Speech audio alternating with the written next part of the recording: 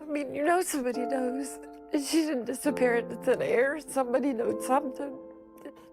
And how do you get somebody to be so evil as to not tell you where a child is?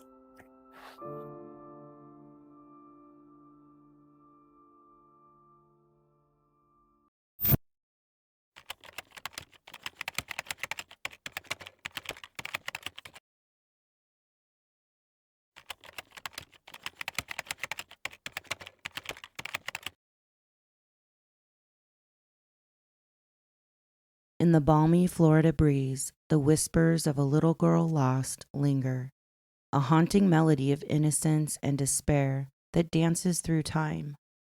Her bright brown eyes, bubbly smile, and golden blonde curls vividly dance in the minds of those who loved her and those who never knew her alike.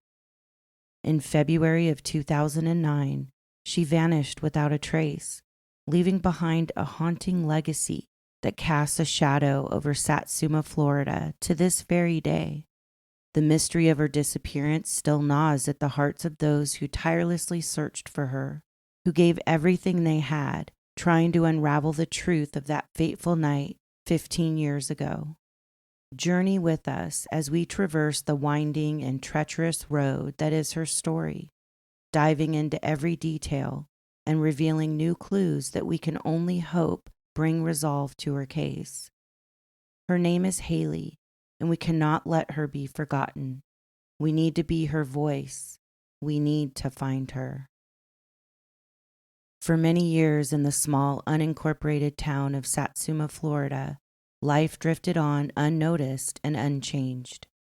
That is until a chaotic and ominous 911 call pierced the tranquility of the early morning hours of February 10th, 2009. The call came in from 17-year-old Misty Crosland at 3:17 a.m. She reported her 5-year-old daughter Haleigh missing. Misty, the 17-year-old girlfriend of Haleigh's father, 25-year-old Ronald Cummings, was tasked with watching over Haleigh and her younger brother while Ronald worked the night shift. Misty's account to the dispatcher was chilling. The back door of the trailer was ajar, propped open by a brick, and Haleigh was nowhere to be found. In the background of the call, the tension escalated as Ronald burst through the door, his voice a mixture of panic and fury. His anger was palpable as he demanded answers as to how Misty could have let this happen. As the call continued, the chaos of the moment was underscored by Ronald's belligerent exchanges with the operator. Frustrated by the agonizing wait for the police to arrive, the operator tries to calm Ronald, ensuring police are on their way, all while trying to get important information from Misty about Haleigh to aid officers in their search for her. You can hear Misty struggling to answer the simplest questions, like Haleigh's weight, height, hair, and eye color. The following is the 911 call in its entirety. I just woke up and our back door was wide open and we can't find our daughter. Can't find what? Our daughter. Okay, what's your address? Green Lane. What does that mean? What's the numerical? Yeah, miracle, what's that? The number? Green Lane? Yes. Okay, when did you last see her? We were just like, it was about 10 o'clock. She was sleeping, just cleaning. Okay, how old is your daughter? She's 5. Okay, what was she last seen wearing? Ma'am? She was in her pajamas. We were sleeping. Okay, alright. You said your back door was wide open? Yes, it was brick. Like a brick on the floor. Like when I went to sleep, the door was not like that. Okay, the back door, listen to me, your back door was wide open. What are you talking about, a brick? Yes. What is the brick? It's on the back door, on the stairs. Like, we have, like, a walkway. Uh-huh. And there was a brick laying there?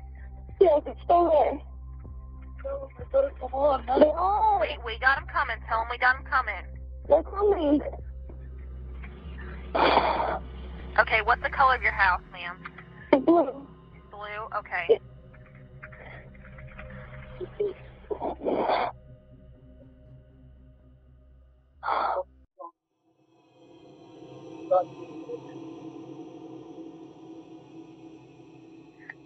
Okay, what does she look like? How tall is she? Give me some description of her. She has, like long hair, curly, like curls. Long, curled, what color? She's white. Okay, what color? She's brown hair. Brown hair? Yeah.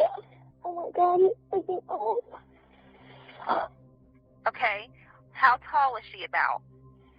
Or how much does she weigh? Do you know that? Huh? About how tall or how much does she weigh? Like 4 something, like, I don't know, like, she's not that tall. Okay, tell your husband we got him coming, okay? Okay. How much does she weigh? Do you know? Huh? How much does she weigh? Like 40, 50 pounds, 60 pounds. 40 to 60 pounds? Yeah.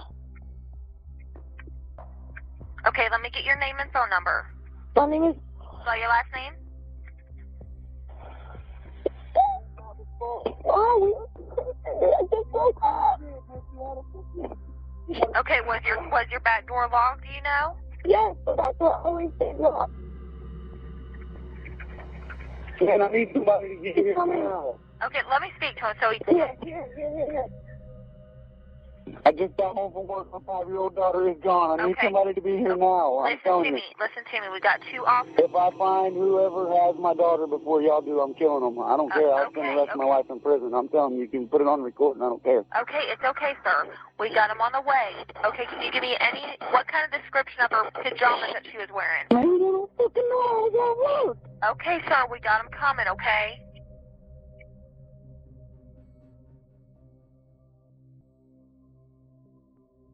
Let me talk to your wife, so let me... Yeah, I'm gonna get that.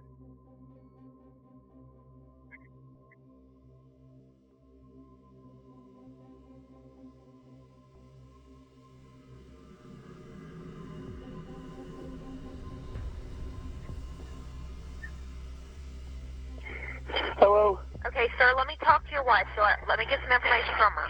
Man. Okay. I fucking know. Can I talk to her? Man. Okay. How the fuck you let my daughter go, bitch? Ma'am? Yeah. Okay, listen to me. I need you to answer some questions. Does the door look like it was pried open? Lock that in. Does it look like you had someone try to enter into your house? Hold on. And another thing, make sure you and your husband don't touch the door anymore. Don't mess with the door or anything. No, it doesn't. It doesn't look like it is? No. Okay, now listen, tell your husband to not touch anything. Make Lock sure it it's, sideways. because we're going to try to get a canine out there. Okay. She said don't touch anything because they're bringing canine out here. They're going to bring something in. If I find Okay. out the facility, I don't give out prison. Prison don't scare me. Okay, we understand. We got him on the way, okay? What's her name? How do you spell her first name? What's her middle name? Yes. And the spelling of the last name is... Well, that's my last name. That's not hers. Her name is... Where'd you do it? What's her date of birth? I'm going to shoot somebody. Okay, well, tell them we understand. We need to get her date of birth. What's her date of birth? Fucking date of birth is. We need to find her. Her date of birth. Okay, listen to me. I'm getting this information. I'm not the officer driving out there, okay? Okay. They're coming out there to handle that situation. I need to gather all information from you over the phone. It has nothing to do with me driving out there. The officers will take care of that, okay? They're coming out there, okay? Okay.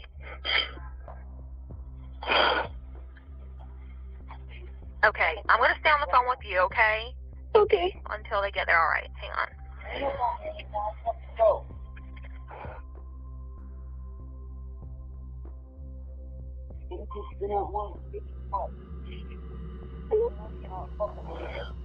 Tell him we got him coming. He needs to try to calm down a little bit, okay? The officers are going to come out there and do what they can. We can't have him screaming and yelling at the officers whenever they get there, okay? You got better people to talk to than the motherfucker that ain't coming.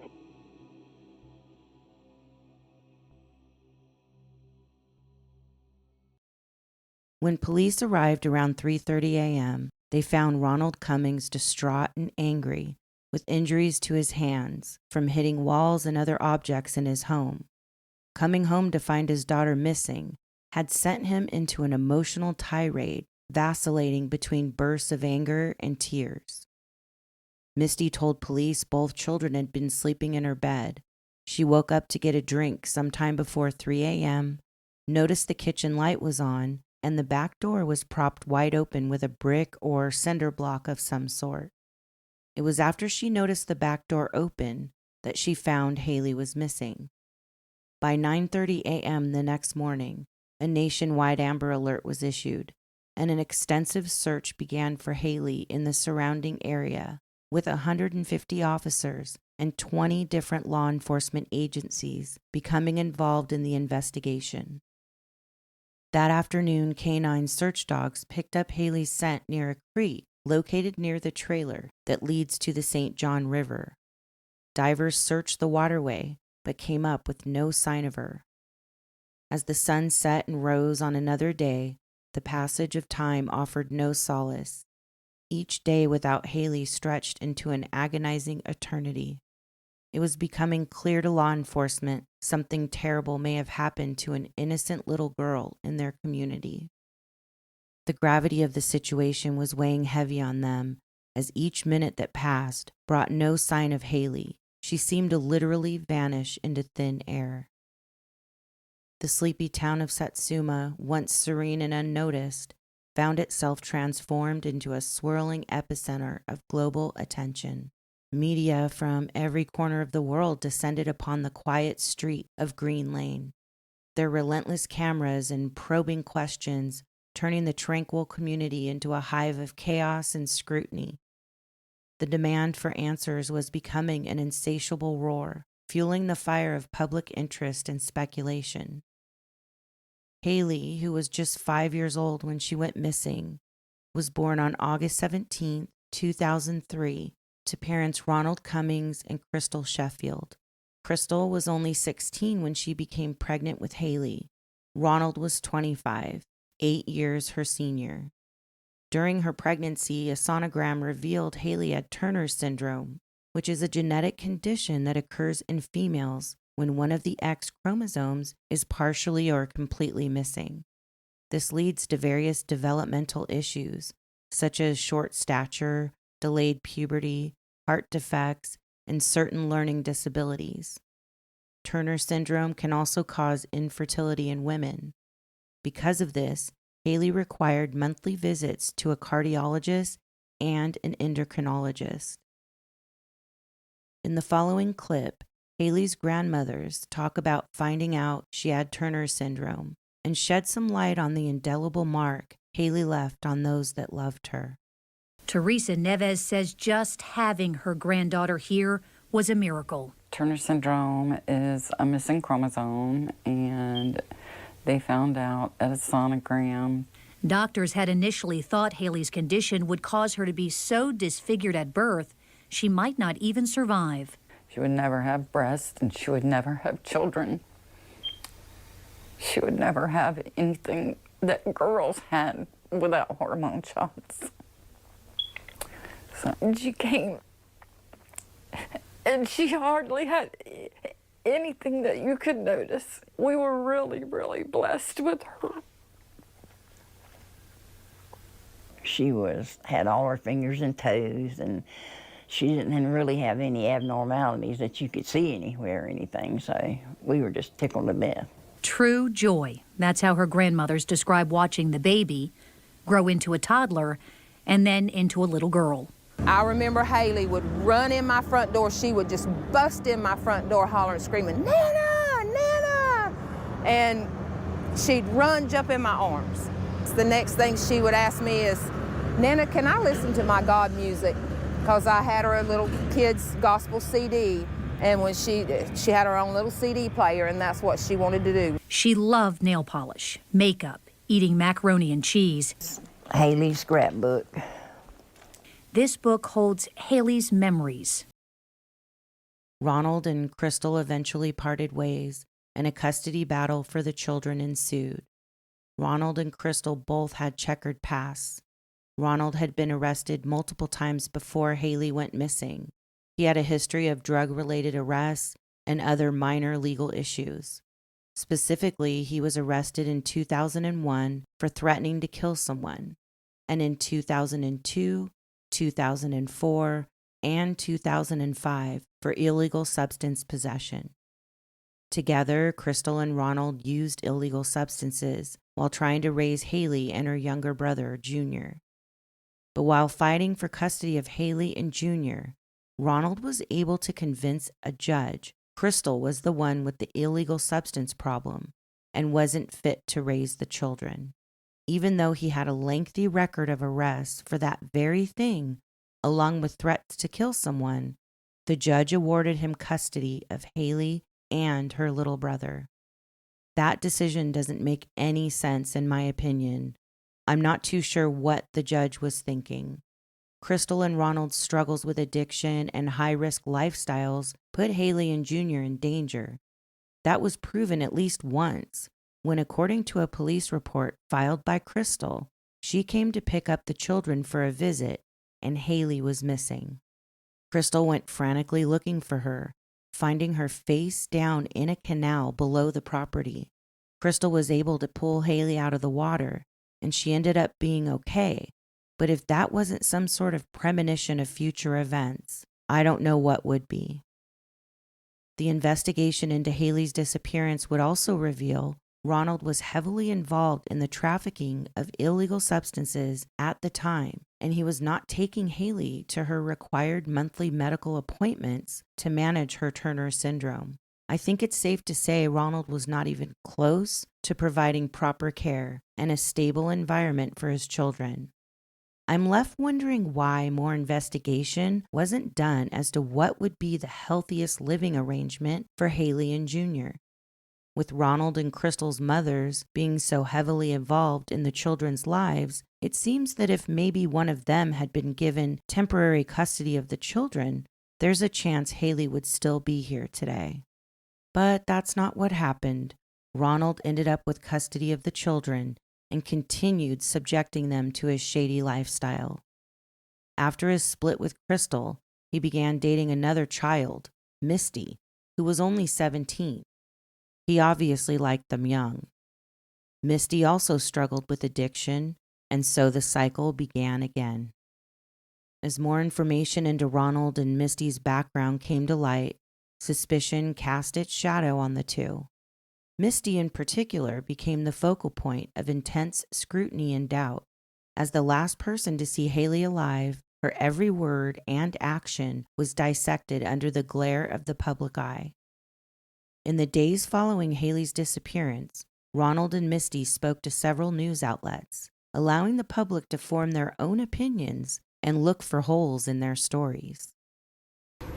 Well, you were there, Misty, and I know when Ronald just said that the focus has been removed from his daughter, a little girl that you also care very deeply for, to other people. A lot of the focus has now been on you and the police saying that you walked out of a meeting they were having with you, walked away. Why? What happened? You stopped talking. Tell us what happened. Something must have upset you. There was a new guy that was new to the case, and I didn't feel comfortable with him.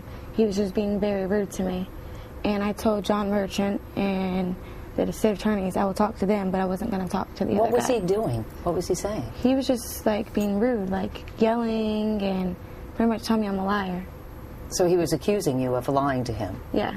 I think part of the problem has been, Misty, that there has been a certain number of inconsistencies, or what's perceived to be inconsistencies, because you first said that Haleigh was in bed with you. Then you said she was on the mattress next to you. This is an opportunity to clarify. You've had time to think through what happened that night. Can you walk us through it one more time, Misty, your best recollection of what happened the night Haleigh disappeared? Well, I put her to bed at 8 o'clock. I was washing my our blankets, and after that was done, I put her blanket over her. She was sleeping when I put her blanket on her. Was she in the bed? She was in her bed. Her bed? In her bed. And Junior was in the bed with me. And it was about, I don't know what time, about 10 o'clock. I finally lay down and went to sleep. And I woke up at 3, and I noticed, I got up to use the bathroom, and I noticed the kitchen light was on. So I walked to the kitchen, and that's when I seen the back door open. So I ran back to my bedroom to grab my phone to call Ronald. And that's when I noticed Haleigh was gone. And so you called Ronald, and then Ronald, did you come home? I was pulling in the driveway. Pulling in the driveway. At shortly after 3 o'clock in the morning, you're saying? Yeah, I was pulling in the driveway, just home from my shift at work. So why were there, help me out, Misty, why were there inconsistencies? Why did you say one thing one time and one time the other? One thing the other?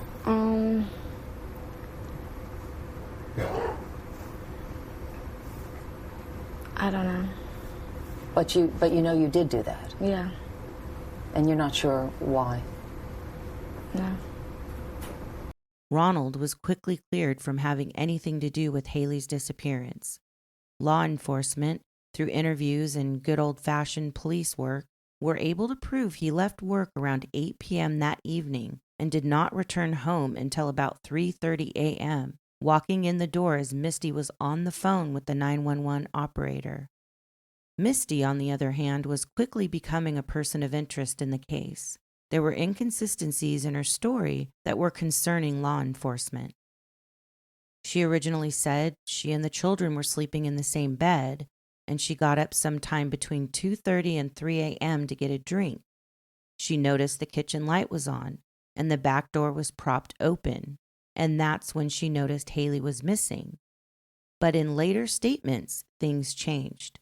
She wasn't getting a drink, but going to the bathroom, and both children weren't sleeping with her. Now she was saying Haleigh was sleeping in a different bed, still in the same room, but a different bed on the floor. What's interesting is there was a bathroom in the main bedroom they were sleeping in, but Misty stated she went to a bathroom located outside of the bedroom. Why would anyone do that unless the bathroom located in the bedroom was out of order for some reason? But the bathroom in the bedroom was working fine, so that statement didn't make any sense. And then there were the inconsistent statements as to where Haleigh was sleeping. If Haleigh was sleeping in bed with her little brother and Misty, wouldn't Misty have noticed if someone had come in and taken Haleigh out of bed? What is the likelihood that some random stranger would walk into a trailer and take a sleeping 5-year-old out of bed with another child and a 17-year-old sleeping next to her? Even if Haleigh was sleeping on the toddler mattress in the same room, is it likely a stranger would risk going into a bedroom with 2 others sleeping close by and take a 5-year-old? If there was a random stranger that brazen, wouldn't someone hear something? Wouldn't a 5-year-old being ripped out of bed in the middle of the night by a stranger cry out or make some sort of noise? Why was there no sign of forced entry into the trailer? Misty stated on the phone to the 911 operator that all of the doors were locked. So with no signs of forced entry, how could a stranger have gained entry through the back door? None of this was making sense to investigators, which prompted them to look deeper into Misty Crosland. Both Misty and Ronald were given polygraph tests, but the results have never been released, which is a little strange, being that Florida has what's called the Sunshine Law, which ensures transparency related to police investigations, meaning they must be open to the public inspection. However, there are exceptions to protect sensitive information, such as ongoing investigations, personal privacy, and public safety, which leads me to believe the results haven't been released because Haleigh's case is still an ongoing investigation. But just because law enforcement has never officially released their polygraph tests doesn't mean Misty and Ronald didn't publicly speak on the results. And that's where Misty seems to get caught up in another quote-unquote inconsistent statement. The state attorneys, I would talk to them, but I wasn't going to talk to the other guy. What was he doing? What was he saying? He was just like being rude, like yelling and pretty much telling me I'm a liar. So he was accusing you of lying to him? Yeah. Let's go back After through. past polygraphs. After passing. You both clear. They said to you, you have passed the polygraph test. Absolutely. You've always said that you had nothing to do with this. In fact, you wanted to take a polygraph test, which you took, and failed. Why do you think you failed it?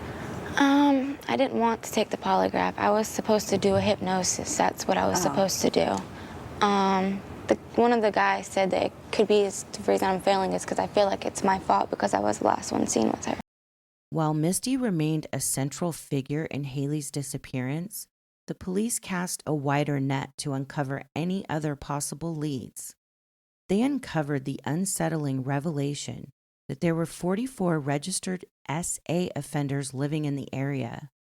This concerning statistic intensified the urgency of the investigation, and they meticulously tracked down and questioned each individual, ensuring no stone was left unturned in their search for Haleigh. As the investigation progressed, law enforcement officials worked tirelessly, coordinating search efforts that spanned across the region. Volunteers from surrounding towns joined the search, scouring nearby woods, rivers, and abandoned buildings for any trace of little Haleigh. Despite their relentless efforts, what happened to her remained a mystery, and the investigation kept leading them back to Misty. In the days leading up to Haleigh's disappearance, the stormy relationship between Misty and Ronald reached a crescendo. A heated argument culminated into Ronald's explosive decision to throw Misty out, along with her clothes. He tossed them out of the trailer, leaving them scattered across the yard. They reconciled soon after, but is it possible simmering resentment and emotional turmoil could have led Misty to retaliate against Ronald by harming Haleigh? Another layer of complexity emerged when Misty later revealed she had visitors the night Haleigh vanished. Those visitors were Misty's brother, Hank Tommy Crosland Jr., who goes by Tommy, and her cousin Joe Overstreet, and they both had histories of arrests and illegal substance abuse. Misty's accounts of their visit varied. In one version of events, she mentioned the trio had some Mary Jane on the porch, spending time together in a seemingly innocuous gathering. However, another story she shared painted a more ominous picture. Tommy and Joe were allegedly searching for a gun owned by Ronald, Haleigh's father. Law enforcement now faced the challenge of delving into Tommy and Joe's backgrounds, scrutinizing their activities on that night and understanding their motives. It was found that Joe Overstreet, Misty's cousin, was visiting from Tennessee the night Haleigh went missing. Police questioned him, and he denied knowing anything about her disappearance, even breaking down in tears during the interview. He returned to Tennessee soon after he was interviewed by police. Law enforcement sent a surveillance team to Tennessee to monitor Joe and found nothing that would lead them to think he had anything to do with Haleigh's disappearance. Misty's brother denied having anything to do with Haleigh's disappearance during his police interview as well. In a strange turn of events, literally on the month anniversary of Haleigh's disappearance, March 9, 2009, Ronald and Misty are issued a marriage license in Putnam County and married 3 days later on March 12, 2009. Misty, being only 17 years old, would have needed her parents' consent to marry Ronald. According to Florida law, minors aged 16 or 17 can marry with the consent of both parents or legal guardians. If one parent is deceased or missing, the other parent must consent. If both parents are unavailable or refuse to consent, a court order must be obtained. With all of the suspicions surrounding Misty and Haleigh going missing in her care, it baffles me that Ronald decided it was time to tie the knot. and that her family thought her marrying someone with addiction issues and an arrest record at 17 was a good idea. But that's exactly what happened, and Misty Crosland officially became Misty Cummings a month after Haleigh's suspicious disappearance. Misty Crosland strolled out of the Putnam County Courthouse Monday afternoon with her mother. She showed off her engagement ring Ronald Cummings, Haleigh's father, gave her last night. He got down on his knees and said, "Will you marry me?" Crosland was picking up paperwork for a marriage license that her parents must fill out because she's only 17. We've been planning this for a while, actually. It's just, they've been trying to get me to do it for like 5 months, and I told them, I was like, y'all need to wait till you're 18, you know, but now that everything's going on, everybody's trashing them, I'm going to go ahead and let them do it, because I know they love her, Haleigh, and I know they love each other, and they will be together. Misty was the last one to see Haleigh when she put her to bed February 9th. I just want to let everybody know that I was home, because I did pass my lie detector test saying that I was home. They told you passed? Yeah. While twisting a photo with a 5-year-old, Misty's diamond sparkles. Everybody's probably going to take this marriage thing the wrong way, but it's not. It's still focused. Everything's still focused on Haleigh. This is what Haleigh wanted. She's always talked about it. Moments later, Ronald Cummings walked out of the courthouse. Congratulations, Ronald. Thank you. He had little to say as he walked with his new fiancée to his truck 1 month after his daughter disappeared. A few months later, on August 6, 2009, Ronald is arrested for fighting with Misty's brother, Tommy Crosland. The same Tommy Crosland that was there with Misty the night Haleigh disappeared. The fight reportedly started as a result of an argument regarding illegal substances and other personal issues. Ronald's arrest led to charges of burglary with assault or battery. 6 months had passed since Haleigh's disappearance. Ronald and Misty found their marriage beginning to fray, cracking under the weight of their shady lifestyle and suspicion surrounding Misty. Good morning. This week, I know you had a tough setback in your life. Your husband Ronald announced publicly that he wants to divorce you. This is Haleigh's dad, and he said that there are inconsistencies in your story that bother him. He has supported you from day one. Why do you think he's changing now? He tells me it's, just too much pressure on us right now. And, I got family problems. My family's trying to start problems. It's just too hard. So you think he's divorcing you because the stress of all this is just too hard? Yeah. But what about his claims that you're telling different stories? Do you think he believes you're guilty now of something? No, I don't think so. What has he said to you about this? He hasn't really said much about it. He believes me. He doesn't think I had anything to do with Haleigh gone missing. For people who don't believe you, including police who say that you're a suspect and have questioned your inconsistencies, what do you say? How do you defend against that? They just need to move on and look for the right person because they're focusing on me, and I'm not the one that has Haleigh. I don't know where she is, so they need to look for the person that does have Haleigh. Despite the passing months, investigators remained undeterred. They continued chasing every lead. They were convinced Misty held the key to finding Haleigh, but at this point they had no way to prove it, and she wasn't cooperating. That following November of 2009, Misty Crosland's parents, Hank Crosland Sr. and Lisa Crosland, were arrested on drug-related charges. Hank Crosland Sr. was arrested for prescription fraud, while Lisa Crosland faced charges of forgery and petty theft. Fast forward to January of 2010. There's still no sign of Haleigh, but law enforcement had been monitoring Ronald and Misty and caught them, Misty's brother, Tommy, and 2 others trafficking illegal substances in an undercover sting. They were all arrested and jailed for the offense. At this point, Misty, her brother Tommy, along with her parents, were all being held at the Putnam County Jail. It sounds like her family is an absolute mess, revolving around a culture of addiction and crime, which, along with Ronald's issues, put 5-year-old Haleigh in extreme danger. These people couldn't even take care of themselves, much less 2 children. The following month, in February of 2010, a year after Haleigh went missing, Misty divulged some interesting information to her grandmother via a jailhouse phone call. Ms. Hollers, you have heard now 3 different versions of what happened the night Haleigh went missing. What is the most recent version you have been told?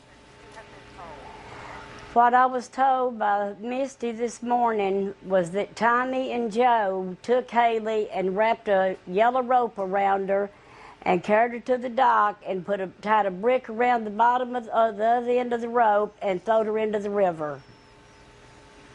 Now that comes from Misty's mouth into my ear. This morning? Yes, ma'am. Could I ask you why they would have done that, Joe Overstreet and Tommy Crosland? Why would they have done that? Had they allegedly molested Haleigh?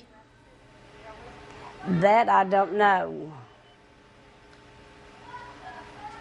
Why would they just throw her in the water? I don't know. Okay. I know if I continue to talk to Misty, she's going to tell me.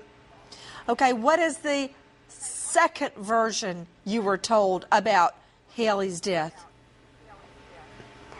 I was told that Misty had knocked her in the head and killed her, and that Joe and Tommy got rid of her.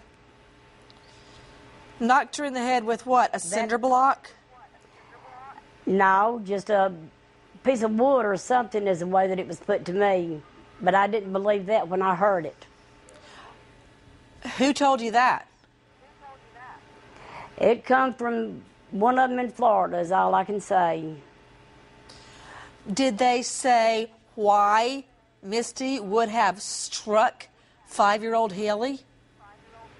No, they didn't. Okay. Ms. Hollers. I'm thinking the overdosed. What was the first story you were told about Haleigh's death? First thing that I was told was that Joe had killed her. That was the first words that I was told. Why did he kill her in the first version? That I don't have any idea. I don't even know whether she was dead when she hit the water or not. The mounting inconsistency in Misty's tales and the murky connections with Tommy and Joe were steadily pointing to the chilling possibility of their involvement. Misty's brother, Tommy Crosland, told his attorney James Werder that Joe Overstreet killed Haleigh Cummings and disposed of her body in the St. Johns River. Tommy made this statement during discussions with his attorney, and it was later reported to the media. The grim reality for investigators was that the waterways surrounding the trailer teemed with alligators. If Haleigh had indeed been murdered and her body dumped into the waters near her home, the hope of ever finding her was chillingly close to zero. On April 15, 2010, then Sheriff Jeff Hardy announced that Haleigh Cummings was most likely dead and that her case was being treated as a homicide. 4 months later, in August of 2010, Misty pled guilty to illegal substance trafficking. She was sentenced to 25 years in prison and fined nearly $1.5 million. Her sentence was the mandatory minimum for the amount of substances involved in her case. Fast forward to June of 2020, Misty appealed her conviction, asking for a reduced sentence in her case. The judge denied her appeal and ruled that she had adequate legal representation and that her plea was voluntary. As a result, Misty Crosland will have to serve the full 25-year sentence. She isn't set to be released from prison until 2031. In August of 2010, Ronald also pled guilty to charges of illegal substance trafficking. He was sentenced to 15 years in prison. He was released on October 19, 2022. He qualified for early release, serving 85% of his sentence. But his freedom didn't last long. He was arrested 2 months later, on Christmas Day of 2022, on multiple charges. Those charges included battery on a law enforcement officer, trafficking oxy, possession of a controlled substance without a prescription, resisting an officer with violence, obstructing police by depriving means of communication, and possession of Mary Jane and substance paraphernalia. As of the date of this video in 2024, Ronald's case is still working its way through the justice system, so it's unclear how long he will serve for his current charges. Haleigh's case has spanned 15 years so far with no resolution. Has there been any new information that could possibly breathe new life into her case? The following is a news interview with one of the lead detectives who investigated Haleigh's disappearance. John Merchant still thinks about the Haleigh Cummings case from 10 years ago. He was the lead detective with the Putnam County Sheriff's Office. He no longer works there. Us investigators who worked on the case, we all feel like we know what may have happened, but we can't prove it. Merchant believes Haleigh's father's alibi of being at work checks out. The next day, search teams scoured the neighborhood, and divers and boats were in the nearby St. Johns River because the bloodhounds led you there. 2 of them. Misty Crosland, the adult with Haleigh that night, first told police someone came into the house and took the child, but Merchant doubts that. You know, the child is in the bedroom literally next to her. There's a little boy in the bedroom. She's in the bedroom. You have locked doors. There's no forced entry, and Misty hears nothing. But yet she wants us to believe a stranger came into the house and took this little girl in the middle of the night, and I just don't think that happened. Merchant said that months later, Misty changed her story and said that she saw her brother and cousin take Haleigh out of the house and to the river. Merchant says the cousin did not talk to investigators, and a secondary search of the river turned up nothing. So Merchant took Misty to the river as a news helicopter caught images of them on a dock. And why did he do that? The hope was to get her to say something, or, you know, to try to reach in and find that soft spot in somebody's heart, and we didn't get it. She said nothing. What is it going to take to break this case? Misty. Why? She's the one with the inconsistent statements. If she could give us one truthful statement, I think we would be somewhere. As for where the child is, Merchant believes she's dead. And without going into detail, says, I can tell you the river's close. The river's real close to the back of the house. Although Merchant can't prove it, he believes the river is where the mystery of Haleigh lies. So what could have happened to Haleigh the night of February 9th, 2009? In my opinion, the answer lies with Misty, her brother Tommy, and her cousin Joe Overstreet. It's been widely reported there was some sort of tension between Tommy Crosland, Joe Overstreet, and Ronald Cummings. I find it very plausible that when they showed up to his trailer the night Haleigh went missing, looking for his gun and couldn't find it, they could have done something to Haleigh instead as some sort of retaliation. It's also plausible Misty could have taken out any resentment she had towards Ronald on Haleigh to get back at him for recently throwing her out, and Tommy and Joe could have possibly helped her cover it up. All of these people were living a dangerous and shady lifestyle, and in my opinion, Haleigh somehow ended up in the crossfire. But unless something can be proven, we may never know. Maybe the river does hold the answers to what happened to Haleigh, but with alligators traversing the waters, she may never be found. Haleigh was a vibrant 5-year-old whose very existence was a testament to the miracles of life. Against all odds, she emerged triumphant from a battle before she even took her first breath. Doctors had once predicted that she would face a life of severe limitations, but Haleigh defied them all. Her bright eyes sparkled with the wonder of a child who saw beauty in every corner of the world, and she brought so much joy to those lucky enough to be in her presence. Her fragile existence was overshadowed by the chaos surrounding her, as the very people who should have protected her became entangled in a lifestyle that left little room for innocence or safety. Haleigh's laughter, her courage against the odds, and her boundless potential were gifts to the world. Those who surrounded her may have faltered, but she remains in our thoughts and prayers. We owe it to Haleigh to continue searching and to never forget. As we pray for the truth to emerge, we must remember that Haleigh deserved a future, a chance to grow, to be loved, and to live free from fear. She deserves to be found, and she deserves justice. Rest in love, beautiful Haleigh. We will be your voice and ensure you are never forgotten.